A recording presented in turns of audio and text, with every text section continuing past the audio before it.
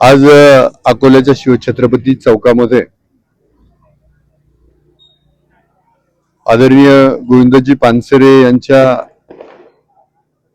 शिवाजी कोण होता या पुस्तकातील काही उतार्यांचं वाचन करण्यात आलं। त्याच्या मागचं कारणही असंच आहे की मध्ये ह्या राष्ट्राचं जे दैवत आहे राजा शिवछत्रपती यांचा आधार घेऊन काही जणांनी वादातीत वक्तव्य केलं आणि जे प्रकाशक आहे त्यांना धमकवायचा प्रयत्न केला। तर मला वाटतं गोविंदजी पानसरेंनी हे पुस्तक लिहिलं, त्याचं वाचनही मला वाटतं गावोगावी त्या काळामध्ये त्यांनी केलं आणि तो पुस्तक काय म्हणजे लोकांच्या पसंतीला पडलेलं, खूप साऱ्या प्रती खपलेल्या अशी ह्या पुस्तकाची महती आहे।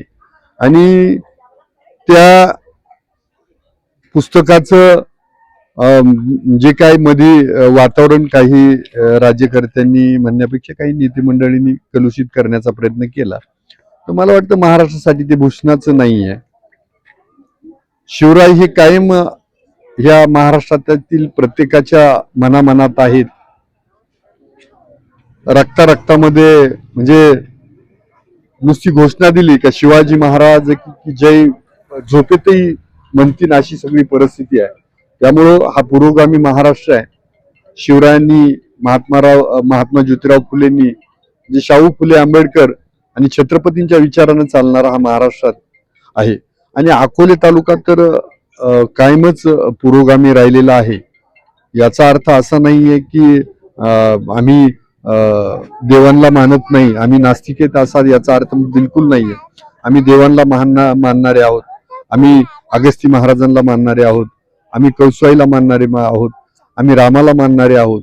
पण याच्या बरोबर मानवता हा धर्म घेऊन निघालेले आम्ही सगळेजण आज, त्यामुळे आम्ही शिवाजी कोण होता या पुस्तकाचं आम्ही सगळ्यांनी वाचन केलं। सर्व धर्मीय सगळे सामाजिक बांधिलकी असलेले इथं अकोल्याचे नागरिक उपस्थित आहे, आमच्या माय भगिनी पण उपस्थित आहे आणि सगळ्यांनी मिळून आज हा उपक्रम केला। मला वाटतं हा स्तुत्य उपक्रम संपूर्ण देशभरामध्ये केला जावा। यामध्ये कुणाच्या भावना असतील की उतार्यात जे काही लिहिलेलं आहे ते बदलावं, तर त्यांनी तसं रितसर ज्यांना वाटते तर तसं त्यांनी त्या संपादकांचा तर विषय नाहीये, पण त्याचे अधिकार ज्यांना दिले त्यांना पत्रव्यवहार करावा आणि लोकशाही मार्गाने हे सगळं केलं पाहिजे। तुम्ही जर लोकांची तरुणांची माथी भडकून त्या महाराष्ट्रामध्ये एकमेकाच्या डोक्यात दगड घाला अशी तुमच्या भावना असतील तर ह्या भावनेशी हा महाराष्ट्र कधीही सहमत नव्हता, हा देश कधीही सहमत नव्हता। आम्हाला इथं शांततेची गरज आहे आणि त्यामुळे आम्ही शांततेचा मार्ग अवलंबतोय। आजचा उपक्रमाला सगळ्यांनी साथ दिली।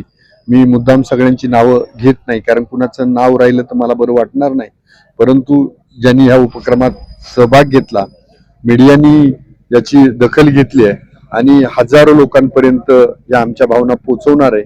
नक्कीच मला खात्री आहे की हा अकोले तालुका हा महाराष्ट्र या भावनांची कदर करेल। धन्यवाद।